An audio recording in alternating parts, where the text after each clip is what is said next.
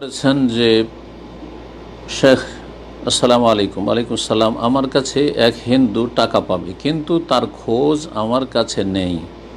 এখন আমি যদি দান করি কিন্তু সে সব পাবে না, এখন আমার কি করণীয়? কোন এক হিন্দু অথবা যে কোনো অমুসলিম আপনার কাছে টাকা পাবে, বলছেন যে আমার কাছে খোঁজ নেই তার। এই খোঁজ নেই আপনার অবহেলার কারণে, কারণ দীর্ঘ সময় ধরে খোঁজ খবর ছিল, কিন্তু টাকাটা দেননি, আপনি হয়রানি করেছেন আর আপনি বাহানা করেছেন, তাহলে অবশ্যই গুনাহগার আপনি পাপী।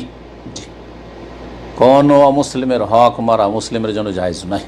সুবিচার প্রতিষ্ঠা করা, আমানত রক্ষা করা, সত্য কথা বলা, এইরকম যেসব আখলাকিয়াত রয়েছে, চারিত্রিক দিক রয়েছে, সেগুলি ক্ষেত্রে মুসলিম অমুসলিম সমান। আমানত যেমন মুসলিমের রক্ষা করবেন, অমুসলিমের রক্ষা করবেন। যেমন আপনি সত্য কথা বলেন মুসলিমের সাথে, অমুসলিমের সাথে সত্য কথা বলবেন। যেমন আপনি ওয়াদা পূরণ করে মুসলিমের, অমুসলিমের ওয়াদা পূরণ করবেন আপনি, ইত্যাদি ইত্যাদি। সুতরাং আপনি গুনাহগার যদি অবহেলা করে থাকেন টাকা যথাসময়ে তাকে পৌঁছাতে। তারপরে আরেকটি দায়িত্ব ছিল, আপনি যখন তার কাছ থেকে টাকা নিয়েছেন তার টেলিফোন নম্বর, যোগাযোগ নম্বর অথবা তার বাড়ির ঠিকানা, অ্যাকাউন্ট নম্বর ইত্যাদি রাখা ফরজ। এগুলি অনেকেই খেয়াল করেন না, ধার নিয়ে ব্যাস নাকে তেল দিয়ে ঘুমাচ্ছেন, কোনো খবরই নেই। আর যখন হঠাৎ করে আর তার খোঁজ খবর পাচ্ছেন না, বলছেন তখন ফতোয়া জিজ্ঞেস করতে আসছেন। আপনার ফরজ ছিল তার অ্যাকাউন্ট নম্বর নিয়ে না, আরে তাকে পান না, আপনার তার অ্যাকাউন্ট নম্বর পাঠিয়ে দিচ্ছেন, তার ছেলেমেয়েরা পেয়ে যেত, আর ওয়ারিসিনরা পেয়ে যেত।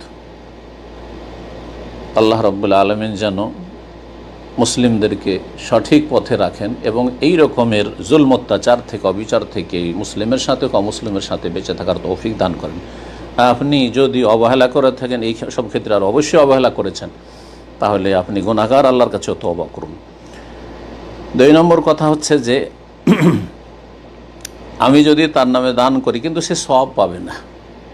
সওয়াব পাবে না, আখিরাতে পাবে না, কিন্তু সওয়াব পাবে না কথাটি ঠিক নয়, দুনিয়াতে পাবে।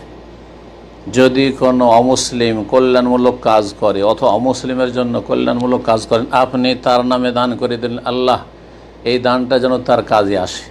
সে যদি কালেমা পড়ে মুসলিম না হয়, কুফর থেকে, শিরক থেকে মুক্ত না হয়, তো পরকালে কিছুই পাবে না।